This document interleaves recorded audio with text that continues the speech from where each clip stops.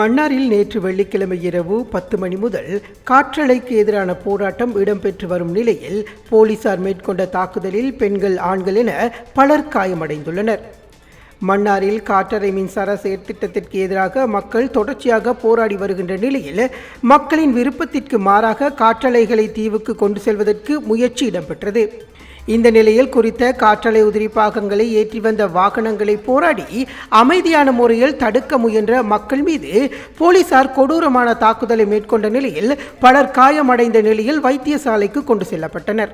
மக்களின் விருப்பத்திற்கு எதிராக எந்த திட்டத்தையும் செயற்படுத்த மாட்டோம் என தெரிவித்த ஜனாதிபதி கடந்த மாதம் குழு ஒன்றினை அமைத்து மக்களின் கருத்துக்களை உள்வாங்கி நல்ல ஒரு தீர்வை வழங்குவதாக தெரிவித்திருந்தார். இவ்வாறான பின்னணியில் நேற்று முன்தினம் ஜனாதிபதி மக்களின் தீர்ப்பை மீறி மக்களின் கருத்துக்களை மதிக்காது தொடர்ச்சியாக காற்றலை செயற்திட்டங்களை மேற்கொள்ளுமாறு பணிப்புரை விடுத்திருந்தார். இந்த நிலையில் நேற்றைய தினம் இரவு 10 மணி அளவில் முதல் கட்டமாக அமைதியான முறையில் காற்றலை உதிரி பாகங்களை ஏற்றி வந்த வாகனங்களை மக்கள் தடுத்து நிறுத்த முற்பட்ட போதிலும் மக்களின் எதிர்ப்பை மீறி காற்றலை உதிரி பாகங்கள் கொண்டு செல்லப்பட்டன. அதனைத் தொடர்ந்து 12 மணி அளவில் இரண்டாவது காற்றலை உதிரி பாகங்கள் கொண்டு செல்லப்பட்ட நிலையில் பொதுமக்கள் மற்றும் அருட்தந்தையர்கள் வீதியில் இறங்கி தடுக்க முயற்சித்த நிலையில் போலீசார் கொடூரமாக பெண்கள், அருட்தந்தையர்கள் என அனைவர் மீதும் தாக்குதல் மேற்கொண்டு கூட்டத்தை கலைக்க முற்பட்டனர். அதே நேரம் போராட்டக்காரர்களை தடுப்பதற்காக விசேட அதிரடி படையினரையும் பயன்படுத்தி ஆயுத முனையில் போராட்டக்காரர்களை அச்சுறுத்தி தாக்கி காற்றலை உதிரி பாகங்களை கொண்டு சென்றுள்ளனர். குறிப்பாக சில பெண்களை கால்களால் மிதித்தும் தடிகளால் அடித்தும் தாக்குதல் மேற்கொண்டுள்ளனர். இவ்வாறான நிலையில் தாக்குதலுக்கு உள்ளானவர்கள் சிகிச்சைக்காக மன்னார் பொது வைத்தியசாலைக்கு அழைத்து செல்லப்பட்டனர்.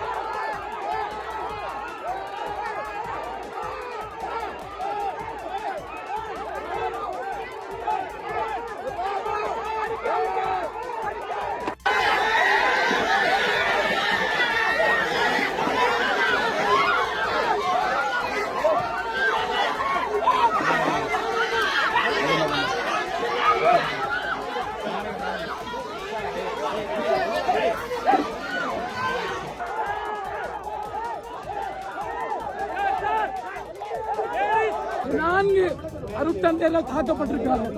4 அருட்தந்தையர்கள் அடிச்சு இழுத்து ரோட்ல போட்டு இந்த சாவப்பட்டிகள் போகிறது.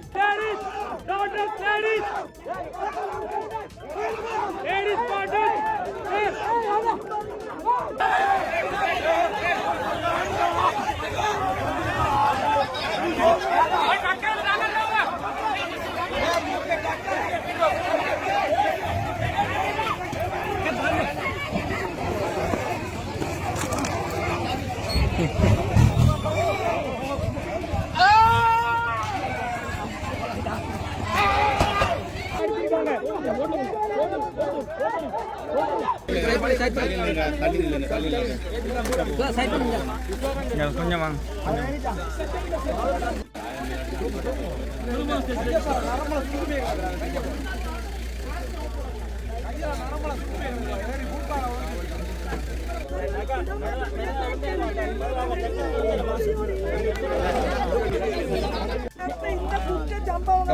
எல்லா போலீஸ் போராட்டத்தில் தாக்கப்படுவதற்கு உரிய சட்ட நடவடிக்கை எடுத்து இவர்கள் உடனடியாக பணியிடை நீக்கம் செய்யப்படுவார். போலீஸ் எல்லாம் வெளியில இருந்தா